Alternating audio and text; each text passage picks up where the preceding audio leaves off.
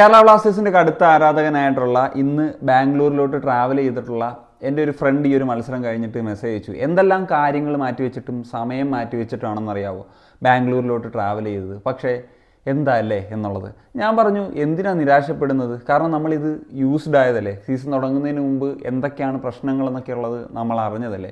നമ്മുടെ അറ്റാക്ക് നന്നായിട്ട് കളിച്ചു എന്നൊക്കെ നമ്മൾ പറയുമ്പോഴും നമ്മൾ നിരന്തരം പറയേണ്ടി വരുന്നത് പ്രശ്നമാണ് നമ്മുടെ ഡിഫെൻസീവ് പ്രശ്നങ്ങൾ. അത് സീസണ് മുമ്പ് മുതൽ നമ്മൾ ചർച്ച ചെയ്യപ്പെട്ടുകൊണ്ടിരിക്കുന്ന കാര്യം തന്നെയാണ്. പണ്ട് സർ അലക്സ് ഫെർഗൂസൺ പറഞ്ഞതുപോലെ attack wins you games, defence wins you titles. ഇതാണ് എനിക്ക് ഓർമ്മ വരുന്നത്. ഒരു ഭാഗത്തൂടെ നമ്മൾ ഗോൾ അടിച്ചുകൊണ്ടിരിക്കുമ്പോൾ മറുഭാഗത്തൂടെ നമ്മൾ ഗോൾ വഴങ്ങിക്കൊണ്ടേയിരിക്കും. അതുപോലെ തന്നെ ഒരു ഭാഗത്ത് കുറേ കാര്യങ്ങളുണ്ടെന്ന് പറയുമ്പോൾ മറുഭാഗത്ത് നമ്മളെ എപ്പോഴും പറ്റിച്ചുകൊണ്ടേയിരിക്കും. ഇത് തന്നെയല്ലേ എപ്പോഴും നടന്നുകൊണ്ടിരിക്കുന്നത്. പിന്നെ എന്തിനാണ് നമ്മൾ നിരാശപ്പെടുന്നത്? ഇതിൽ നമ്മൾ അഡ്ജസ്റ്റ് ആകുക എന്നല്ലാണ്ട് മറ്റൊന്നുമില്ല. ഇനി മത്സരത്തിലേക്ക് വരുമ്പോൾ നമുക്കറിയാം, വളരെ ആൻറ്റിസിപ്പേറ്റഡ് ആയിട്ടുള്ളൊരു മത്സരമായിരുന്നു Bengaluru F C versus Kerala Blasters മത്സരം. കണ്ടീരവയിൽ വെച്ച് നടന്നിട്ടുള്ള മത്സരം. ആദ്യ ലെഗിൽ നമ്മൾ കൊച്ചിയിൽ പരാജയപ്പെട്ടിട്ടാണ് വരുന്നത്. സോ നമുക്കറിയാം, കുറച്ച് വർഷങ്ങൾക്ക് ശേഷമാണ് കൊച്ചിയിൽ പരാജയപ്പെടുന്നത്. അപ്പം നമുക്ക് ആദ്യമായിട്ട് ബംഗളൂരുവിൽ ഈ ഒരു മത്സരം വിജയിക്കുക എന്നുള്ളൊരു ഫാക്ടർ ഉണ്ടായിരുന്നു. കഴിഞ്ഞ 7 വർഷങ്ങളായിട്ട് ഓരോ തവണയും ഈ ഒരു ശ്രീകണ്ഠീരവ സ്റ്റേഡിയത്തിൽ മാച്ച് കാണാൻ പോകുന്ന ഒരുപാട് ആളുകളെ എനിക്കറിയാം, കേരള ബ്ലാസ്റ്റേഴ്സിൻ്റെ കടുത്ത ആരാധകർ. സോ ഇവർക്ക് ഒരു ജസ്റ്റിസ് കൊടുക്കാൻ ഇതേവരെ ഈ ഒരു ക്ലബിന് സാധിച്ചിട്ടില്ല. അതിന്നും സാധിക്കുന്നില്ല. ഒരു 4-2 എന്ന് പറയുന്ന ഒരു തോൽവിയേറ്റ് ഇനി ഈ ഒരു മടക്കയാത്ര ഞാനിങ്ങനെ ആലോചിക്കുകയാണ്. ഓരോ ആരാധകൻ്റെയും ട്രെയിനിൽ ചിലപ്പം ജനറൽ ടിക്കറ്റൊക്കെ ആയിരിക്കും ഉണ്ടാകുക. അതിനകത്ത് എവിടെയെങ്കിലുമൊക്കെ തൂങ്ങിപ്പിടിച്ച് അവർ നാട്ടിൽ വരെ എത്തേണ്ട ഒരു കാര്യമെന്ന് വെച്ച് കഴിഞ്ഞാൽ ഓർക്കുമ്പം ഒരു വല്ലാത്ത ബുദ്ധിമുട്ടായിട്ടുള്ള ഒരു ഫീല് തന്നെയാണ്. ഒരു വളരെ നിരാശപ്പെടുത്തിയിട്ടുള്ള മറ്റൊരു ദിവസം കൂടി കഴിയുന്നു എന്നുള്ളതാണ്. എന്താണെങ്കിലും ഈ ഒരു മത്സരത്തെപ്പറ്റി പറയുമ്പോഴത്തേക്കും അറിയാം, ആദ്യ പകുതി ഭയങ്കര നിരാശാജനകം ആയിട്ടുള്ള പെർഫോമൻസ് ആയിരുന്നു. എന്താണ് സംഭവിക്കുന്നത്, എന്താണ് ഉദ്ദേശിക്കുന്നത് എന്നുള്ള തരത്തിൽ യാതൊരു വിധത്തിലുള്ള ഭയങ്കര ക്ലൂലെസ് ആയിട്ടുള്ളൊരു ഗെയിമാണ് നമ്മൾ കാഴ്ചവെച്ചത്. പിന്നെ ഡിഫെൻസീവ് ആയിട്ടുള്ള പ്രശ്നങ്ങൾ, അത് എന്താ പറയുക, ഒരു ബാലൻസ് ഇല്ലായ്മ അത് ഡിഫെൻസിൽ നമ്മൾ കണ്ടുകൊണ്ടേയിരുന്നു. അപ്പോൾ ആദ്യത്തെ ഗോൾ വന്നത് റയാൻ വില്യംസിൻ്റെ ഒരു ഗുഡ് റണ്ണാണ്. അവിടെ ഒരു അടിപൊളി ഒരു ക്രോസ് കൊടുത്തു.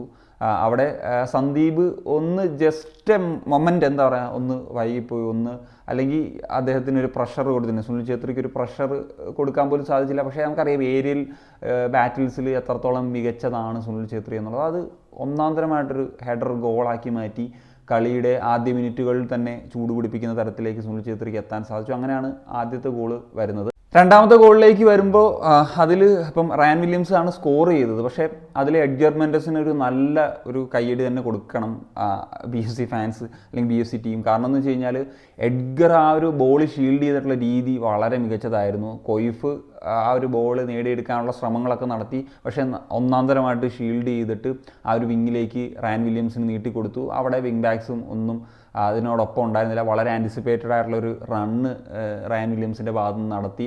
അവിടെ ഹോമി എത്തി. പക്ഷേ ഹോമിയെ വളരെ ഈസിലി ബീറ്റ് ചെയ്യായിരുന്നു. ഡിഫൻസ് മൊത്തം ഷേക്കി ആയിട്ട് നിൽക്കുന്നൊരു സാഹചര്യമായിരുന്നു. ഒന്നാം തരമായിട്ടുള്ളൊരു ഫിനിഷിങ്ങും റയാൻ വില്യംസ് നടത്തി. അങ്ങനെ 2-0 എന്ന് പറയുന്ന ഒരു കംഫർട്ടബിൾ ലീഡിലേക്ക് കളിയുടെ ആദ്യ പകുതിയിൽ തന്നെ എത്താനായിട്ട് സാധിച്ചു എന്നുള്ളതാണ്.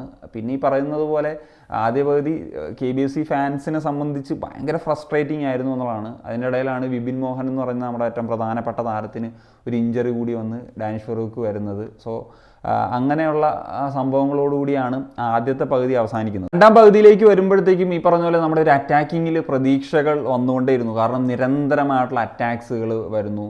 സോ അത് തീർച്ചയായിട്ടും പ്രതീക്ഷ നൽകുന്നൊരു ഫാക്ടറായിട്ട് മാറി എന്നുള്ളതാണ്. സോ ആദ്യത്തെ ഒരു ഗോള് വരുന്നത് അത് നവോച്ചയാണ്. ഒരു ഉഗ്രൻ ബോള് നോവയ്ക്കായിട്ട് നീട്ടി നൽകുന്നത്. നോവയുടെ ഒരു ഇൻഡിവിജ്വൽ ആയിട്ടുള്ളൊരു ബ്രില്യൻസ് കൊണ്ടാണ് ആ ഒരു ബോള് ഡിഫൻസിനെ ബീറ്റ് ചെയ്ത് ലൈൻ കിടക്കാത്ത രീതിയിൽ വന്നു. അത് യെസൂസിന് ഒരു പാസ്സായിട്ട് നൽകുന്നു. യെസൂസിൻ്റെ ഒരു ട്രിക്കി ആയിട്ടുള്ള ഒരു ഫിനിഷ് എന്ന് തന്നെ പറയേണ്ടി വരും. അങ്ങനെ ഒരു പ്രതീക്ഷ നൽകി ആ ഒരു ഗോൾ വന്നതിന് ശേഷം വീണ്ടും ബാക്ക് ടു ബാക്ക് നമ്മളൊരു അറ്റാക്കിംഗ് ഒരു രീതിയിലേക്ക് മാറി.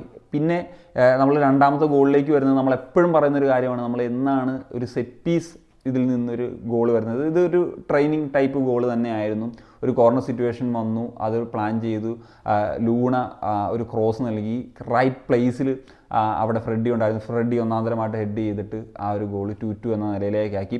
പിന്നെ ഈ പറഞ്ഞ പോലെ നമ്മുടെ ഒരു അറ്റാക്കിംഗ് ഒരു നടന്നുകൊണ്ടേ ഇരിക്കുകയാണ്. ഈ BFCയുടെ എന്താ പറയുക, കുറച്ച് അവർ ഡിഫെൻസീവ് ആയിട്ടുള്ള രീതിയിലേക്ക് മാറിയെന്ന് പോലും നമ്മൾ ചിന്തിക്കേണ്ടി വരും. കാരണം ആ തരത്തിലുള്ള അറ്റാക്കായിരുന്നു. പക്ഷേ ആ ഒരു സാഹചര്യത്തിലും എനിക്ക് തീർച്ചയായിട്ടും ഭയം ഉണ്ടായിരുന്നു. നമ്മുടെ ഡിഫൻസ് നമുക്കറിയാം എത്രത്തോളം വീക്കാണ് എന്നുള്ളത്, അതിൽ യാതൊരു സംശയമില്ല. ഒരു പരിധിവരെ നമ്മുടെ നവോച്ച സിംഗ് ഒഴിച്ചു കഴിഞ്ഞാൽ ബാക്കി പ്ലേയേഴ്സിൻ്റെ പെർഫോമൻസിലൊക്കെ ഭയങ്കര ഒരു കൺഫ്യൂഷൻസും കാര്യങ്ങളൊക്കെ നിലനിന്നിരുന്നു എന്നുള്ളതാണ്. ഇന്നത്തെ മത്സരത്തിൽ മിലോസ് മാറി കൊയ്ഫ് വന്നെങ്കിലൊക്കെ കൂടിയും പ്രശ്നങ്ങൾ സ്റ്റിൽ അവിടെ ഉണ്ടായിരുന്നു എന്നുള്ളത് നമുക്ക് പറയാനായിട്ട് സാധിക്കും. സോ ആ ഒരു അവസരത്തിലാണ് ഈ പറയുന്ന പോലെ ഡയാസണ്ണൻ സെക്കൻഡ് ഹാഫിലോട്ട് വരുന്നത്. സോ ഡയാസിന് ഇപ്പം നമ്മുടെ ഒരു അറ്റാക്കിലേക്ക് പോയ സമയത്ത് ഡിഫൻസിൽ നല്ലൊരു സ്പേസ് കിട്ടി, ഡയാസിൻ്റെ ഒരു റൺ.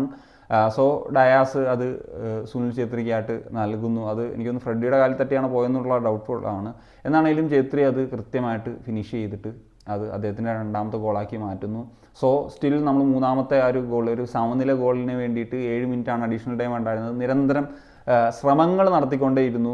അതിൽ ഗുർപ്രീതിൻ്റെ മികച്ച സേവുകൾ ഈ ഒരു മത്സരത്തിൽ കാണാൻ സാധിച്ചിരുന്നു. ഞാൻ കഴിഞ്ഞ മത്സരത്തിൽ ഇപ്പോൾ അമരീന്ദറിൻ്റെ ഒരു കാര്യം പറഞ്ഞിരുന്നു. ഒരു മികച്ച ഗോൾ കീപ്പർ ഒരു ടീമിനുണ്ടെങ്കിൽ അത് ചിലപ്പോൾ ഒരു വളരെ ഒരു ഹെവി ആയിട്ടുള്ളൊരു ചാൻസ് ആയിരിക്കും അദ്ദേഹത്തിൻ്റെ ഒരു മികവ് കൊണ്ട് അത് സേവ് ചെയ്യുന്നത്. അങ്ങനത്തെ അവസരങ്ങൾ ഈ ഒരു മത്സരത്തിലും ഗുർപ്രീത് സിംഗിൻ്റെ ഭാഗത്തു നിന്നുണ്ടായിരുന്നു. നല്ല മികച്ച സേവുകൾ അദ്ദേഹത്തിൻ്റെ ഭാഗത്തു നിന്ന് നമുക്ക് കാണാൻ സാധിക്കുന്നുണ്ടായിരുന്നു. അതിൽ നവോച്ചയുടെ ഒരു സൂപ്പർ ഷോട്ട്, അത് ബൗൺസ് ചെയ്ത് വന്നത് സേവ് ചെയ്തു. അതിന് തൊട്ട് പുറമെ നോവയുടെ ഒരു ഷോട്ട് വന്നു, അതും ഒരു കിടിലനായിട്ടുള്ള സേവ് നടത്തി. ആദ്യ പകുതിയിലാണെന്ന് തോന്നുന്നു ഹെസൂസിൻ്റെ ഒരു ഇതുപോലത്തെ ഒരു കിടിലൻ ചാൻസ് ഉണ്ടായിരുന്നു. അത് 2 തവണ സേവ് ചെയ്യുന്ന ഒരു സാഹചര്യം, ഒറ്റ മൊമെൻറ്റ്. അപ്പോൾ അങ്ങനത്തേക്കുള്ള ചാൻസസ് ഉണ്ടായിരുന്നു. എന്താണെങ്കിലും ഈ പറഞ്ഞ പോലെ നമ്മൾ അറ്റാക്സ് നടത്തിക്കൊണ്ടിരുന്നെങ്കിലും അവസാനം ഈ പറഞ്ഞ പോലെ വീണ്ടും ഡിഫെൻസീവ്ലി വളരെ ഓപ്പൺ ആയിട്ടുള്ളൊരു കാര്യങ്ങളാണ്. നമ്മൾ ചേഞ്ചസ് ഒക്കെ വരുത്തി പെപ്രായമരെയൊക്കെ കൊണ്ടുവന്ന് ഫുള്ളി പ്രവീറിനെ കൊണ്ടുവന്ന് ഫുള്ളി ഒരു അറ്റാക്കിംഗ് ഒരു പരിപാടിയിലോട്ട് മാറിയെങ്കിലും അവിടെ സുനിൽ ഛേത്രി ഒരു ഹാട്രിക് ഗോളിന് വേണ്ടിയിട്ടുള്ളൊരു അവസരം അവിടെ അദ്ദേഹത്തിന് ലഭിച്ചു. കളി സീൽ ചെയ്തു. 4-2 എന്ന് പറയുന്ന ഒരു ലെവലിലേക്ക് ഈ ഒരു മത്സരം അവസാനിക്കുന്നു എന്നുള്ളതാണ്. എന്താണെങ്കിലും ഈ ഒരു മത്സരത്തിൻ്റെ റിസൾട്ടിന് ശേഷം ഇനി മിഗായൽ സ്റ്റാറയുടെ കാര്യത്തിലൊരു തീരുമാനം, സ്റ്റാറെ സാക്കിങ് ഉണ്ടാകുമോ എന്നുള്ളതെന്ന് എനിക്കറിയത്തില്ല. പക്ഷേ സാക്ക് ചെയ്യപ്പെടേണ്ടത് ആരെയാണ് എന്നുള്ള ചോദ്യങ്ങൾ സ്റ്റിൽ നിലനിൽക്കുന്നു. കോച്ച് മാറിക്കഴിഞ്ഞാൽ ചേഞ്ചസ് ഇനിയും ഉണ്ടാകുമോ? എന്താണ് നിങ്ങളുടെ ഒപ്പീനിയൻ? തീർച്ചയായിട്ടും ഒന്ന് കമന്റ് ബോക്സിൽ എഴുതുക. അപ്പം മറ്റൊരു കാണിക്കുകയാണ്. Signing off.